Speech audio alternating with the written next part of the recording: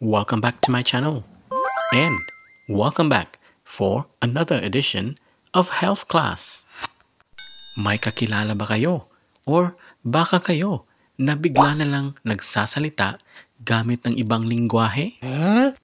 Alam nyo ba na may medical condition na kung saan ang isang tao ay bigla na lamang nagsasalita gamit ng ibang lingwahe? What? Yes, totoo ang nadinig nyo. May mga tao na bigla na lamang nagsasalita gamit ng ibang lingwahe. Ang tawag sa kondisyon na ito ay Foreign Accent Syndrome. Hablemos de ello en este video.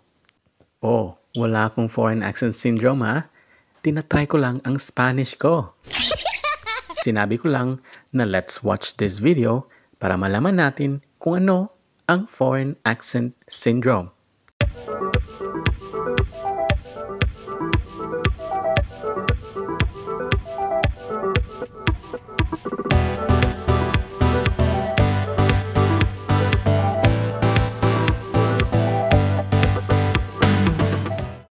Ang Foreign Accent Syndrome ay isang speech disorder or isang disorder sa pagsasalita na nagkukos sa isang tao para magsalita gamit ang lingwahe or accent na iba sa nakaugalian na niya or iba sa main language niya.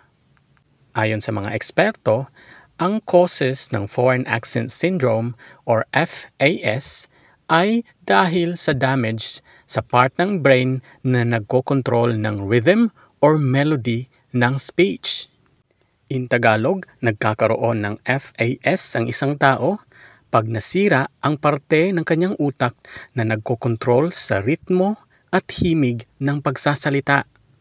Ang mga common causes ng FAS or Foreign Accent Syndrome ay ang mga ito: stroke, brain trauma, brain bleeding, multiple sclerosis, at brain tumor. Ang Foreign Accent Syndrome ay hindi lamang nagkukos sa isang tao para magsalita in a different accent, but it can also result in them speaking in a distorted rhythm and tone. In Tagalog, hindi lamang nagkakaroon ng ibang accent ang isang taong nakakaranas ng FAS, kundi ito ay nagkakaroon din ng pagkasira sa ritmo at tono ng kanilang pagsasalita.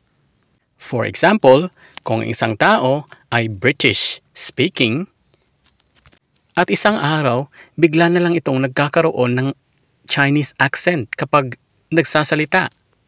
Or minsan, hindi pinopronounce ang words completely at correctly.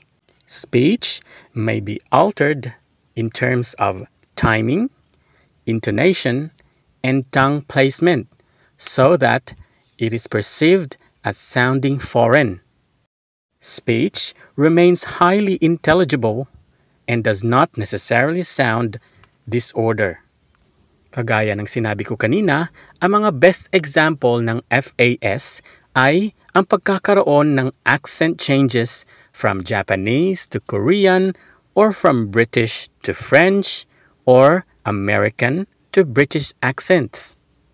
Sabi pa ng mga eksperto sa University of Texas in Dallas, ng ibang pasyente ay nagkakaroon ng matinding emotional at psychological stress na kinoconsider nila as causative factors kung bakit nagkakaroon ng isang tao ng FAS, although it remains controversial. Ito si George Horman Monrad Krohn, isang Norwegian neurologist. Siya ang unang nakareport ng unang kaso ng Foreign Accent Syndrome. Panoorin natin ang mga video na ito. Ang mga videos na ito ay ang mga iilan lamang sa mga cases ng mga tao na nagkaroon ng Foreign Accent Syndrome. I often get asked, where are you from? Because of my accent.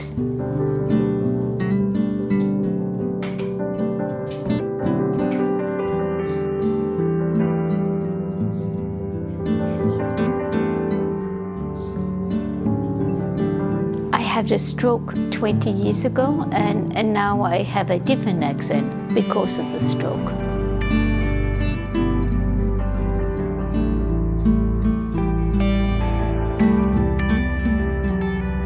When I woke up from the stroke, I didn't recognize my children or my husband. It was devastating.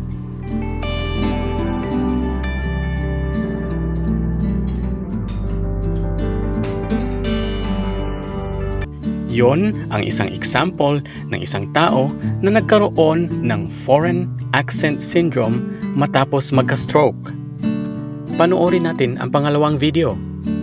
Imagine going to sleep and waking up with a foreign accent. That's exactly what happened to Brisbane girl Angie. I woke up this morning, I didn't do anything different. I had breakfast. I didn't really talk to my housemates because Lexi had gone to work already, and Sasha, I don't think she was up before I left. I took a shower, and I usually sing when I'm showering and listening to songs, and all of a sudden I was talking in an Irish accent, and I thought initially that that was just something I was just hearing, that this can't be real, and now I can't shake it.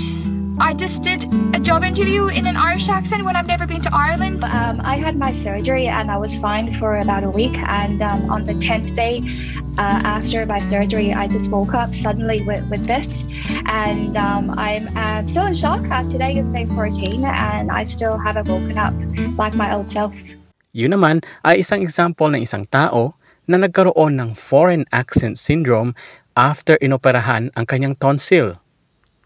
Ang common or mabisang management or treatment ng foreign accent syndrome ay ang pagkakaroon ng speech therapy.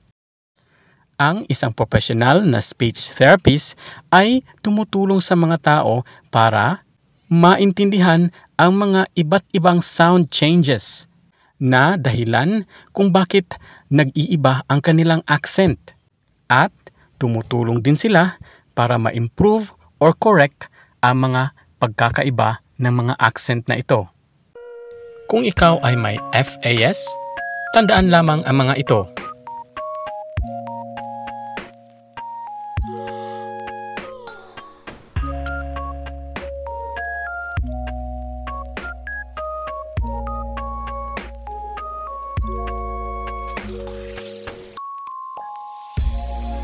There you have it, everyone. Grazie, shukran, arigatou gozaimasu, shishi. Oh, again, wala akong foreign accent syndrome ha. Sinabi ko lang na thank you in different languages.